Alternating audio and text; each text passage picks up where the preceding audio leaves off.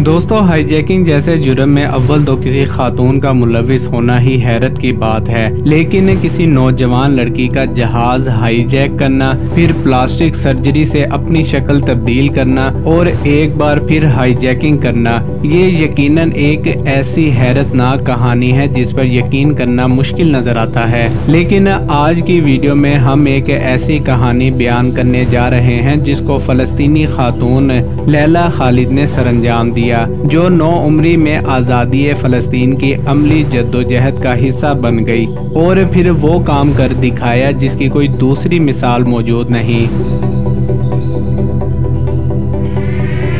दोस्तों, ये 29 अगस्त 1969 की बात है, जब सफ़ेद लिबास में मलबूस और सन हैट पहने एक 25 साला खातून रोम के एयरपोर्ट पर परवाज नंबर TWA 840 की मुंतजिर थी। वो अंदर से बहुत घबराई हुई थी और हॉलीवुड अदाकारा RDF की तरह नजर आने वाली ये नौजवान खातून एयरपोर्ट सिक्योरिटी की आंखों में धूल झोंककर एक पिस्तौल और 2 दस्ती बम अपने साथ लाने में कामयाब हो गई थी। वो ये जाहिर करने की कोशिश कर रही थी कि वो एयरपोर्ट के वेटिंग लाउंज में बैठे हुए एक दूसरे शख्स सलीम एसावी को नहीं पहचानती।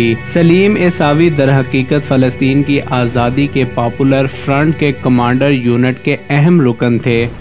लैला और इनके साथी एसावी ने दानिस्ता तौर पर फर्स्ट क्लास की नशिस्तें बुक करवाई थीं ताकि इन्हें त्यारे के कारपेट तक पहुंचने में आसानी हो। त्यारे के अंदर लैला खालिद और सलीम एसावी की सीटें आसपास थीं।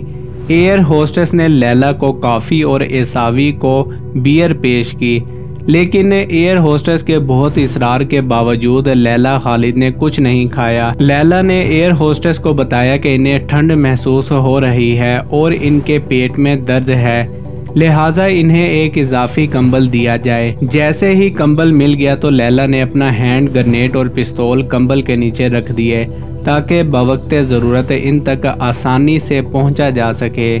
वो अपने इंटरव्यू में बताती हैं कि जैसे त्यारे के अमले ने मुसाफिरों को खाना पेश करना शुरू किया, सलीम उछलकर कारपेट तक पहुंच गया और इनके पीछे मैं भी अपनी गोद में रखे हैंड ग्रेनेड को लेकर दौड़ी। इसी दौरान एयर होस्टेस के हाथ से ट्रे नीचे गिर गई और वो ज़ोर से चीखी और मेरी कमर में फंसी पिस्तौल मेरी पतलून के अंदर से फिसलकर त्यारे के फर्श पर जा गिरी। मैंने और एसावी ने चीख कर कहा कि फर्स्ट क्लास में मौजूद तमाम मुसाफिर और अमले के अरकान त्यारे की अकबी साइड पर मौजूद इकॉनमी क्लास में चले जाएं।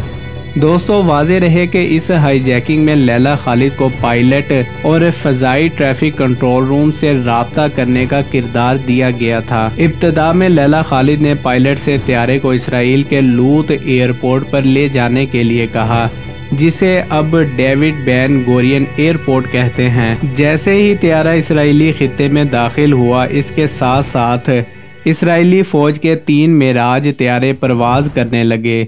जंगी त्यारों को देखकर मुसाफिरों में खौफ व हिरास फैल गया।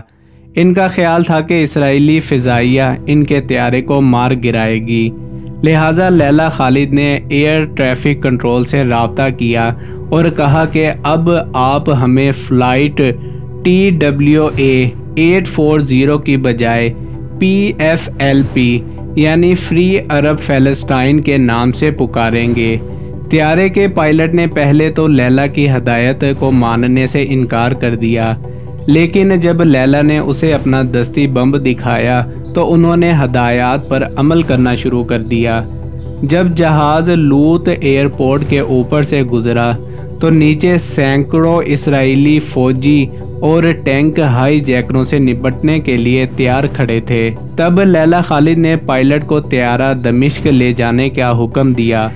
रास्ते में उन्होंने पायलट से कहा कि वो मुझे मेरी जाए पैदाइश हैफा के ऊपर से ले जाए। लैला खालिद ने अपनी आप बीती में लिखा कि जब मैंने फ़लस्तीन को ऊपर से देखा तो 1 मिनट के लिए मैं ये भूल गई कि मैं किसी मुहिम का हिस्सा हूँ।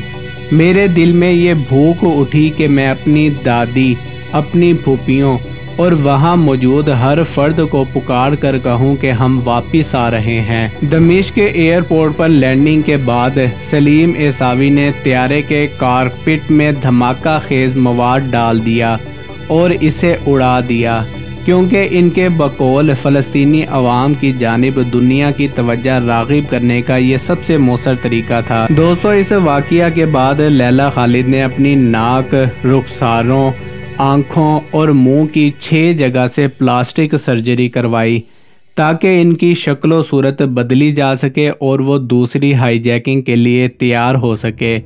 सितंबर 1970 में लैला खालिद ने लिबनान से यूरोप का रुख किया और 4 सितंबर को जर्मनी के स्टटगार्ट में उन्होंने पैट्रिक एल्गीलो से मुलाकात की, जो अगली हाईजैकिंग में उनके हमरा जाने वाले थे, लेकिन ये दोनों पहले कभी एक दूसरे से नहीं मिले थे। 6 सितंबर को दोनों स्टटगार्ट से न्यूयॉर्क का टिकट लेकर एक साथ एम्स्टर्डम गए थे। एम्स्टर्डम में ये दोनों इसराइली एयरलाइन की परवाज़ LAI 219 से न्यूयॉर्क जा रहे थे। हाईजैकिंग की मंसूबाबंदी करते हुए फैसला किया गया था कि इस परवाज़ के अगवा में 2 से ज़्यादा अफराद की ज़रूरत होगी, क्योंकि इस त्यारे में मुसल्लह सिक्योरिटी गार्ड्स मौजूद होते हैं और त्यारे में सवार होने वालों की 3 बार तलाशी ली जाती है। इस बार लैला खालिद और इनके साथी इकानमी क्लास में बैठे थे। लैला खालिद ने एक इंटरव्यू में बात करते हुए कहा कि आर्गिलो को पता था कि उसे क्या करना है और मैं जानती थी कि मैंने क्या करना है, और हमारे पास अपने अपने हथियार थे। मेरे पास 2 दस्ती बम थे, जबकि पैट्रिक के पास एक हैंड ग्रेनेड था। मैंने बहुत छोटी स्कर्ट पहन रखी थी और मैंने इसी स्कर्ट के अंदर सारे नक्शे छुपा रखे थे। मंसूबे के तहत जब लैला खालिद कारपेट की तरफ भागी तो पायलट ने पहले से ही इसका दरवाज़ा अंदर से बंद कर रखा था। लैला खालिद ने अपनी खुसूसी तौर पर तैयार करदा बरा से दोनों हैंड ग्रेनेड निकाले ही थे कि त्यारे में सवार गार्ड ने फायरिंग शुरू कर दी, जिसको देखते हुए पैट्रिक ने जवाबी फायर किए और इस दौरान पैट्रिक को गोली लगी। लैला पर 2 गार्ड्स और मुसाफिरों ने हमला किया और लोगों ने इन्हें मारना शुरू कर दिया, जिससे इनकी बहुत सी पसलियां टूट गईं। इसी दौरान होशियार पायलट ने अचानक त्यारे को नीचे की जानिब मोड़ दिया, जिसकी वजह से लैला खालिद अपना तवाज़न खो बैठी और नीचे गिर पड़ी। मुसाफिरों पर इसका कोई असर नहीं हुआ क्योंकि इनकी सीट बेल्ट्स बंधी हुई थीं।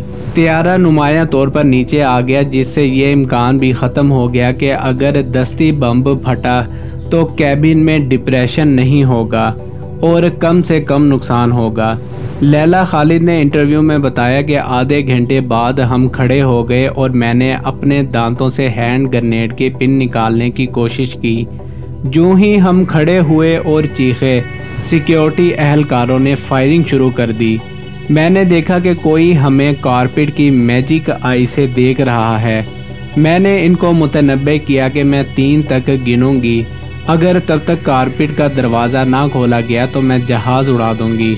लेकिन मैं त्यारा उड़ाना नहीं चाहती थी। उसने दरवाज़ा नहीं खोला और कुछ लम्हों बाद किसी ने मेरे सर पर पीछे से वार किया और मैं बेहोश हो गई, जिसके बाद मुझे कोई होश नहीं रहा और बदकिस्मती से हम इस मिशन में नाकाम हो गए। लेकिन हमारी इन कोशिशों ने फ़लस्तीन की आवाज़ को बुलंद कर दिया।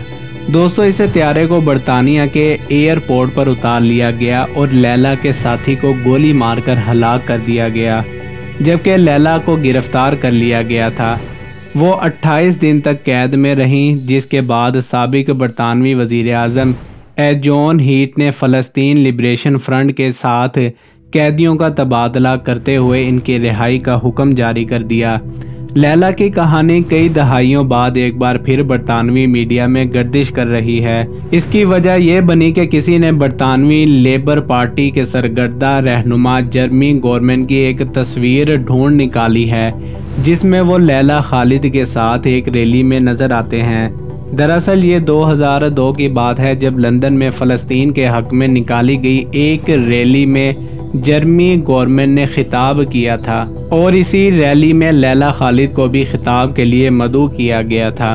अपने खिताब के दौरान लैला खालिद ने इसराइल पर फ़लस्तीनी झंडा लहराने के अज़म का इजहार किया, जबकि जर्मनी गवर्नमेंट ने फ़लस्तीन पर होने वाले मुज़ालिम के जवाब में इसराइली मसनूआत के बाईकाट की अपील की। जी तो दोस्तों, ये थी हमारी आज की वीडियो। इस हवाले से आप दोस्तों की राय क्या कहती है, कमेंट सेक्शन में हमारे साथ शेयर ज़रूर कीजिएगा। इंशाल्लाह आपसे मुलाकात होती है अगली वीडियो में। तब तक के लिए अपना ख्याल रखें। फ़ी अमान अल्लाह।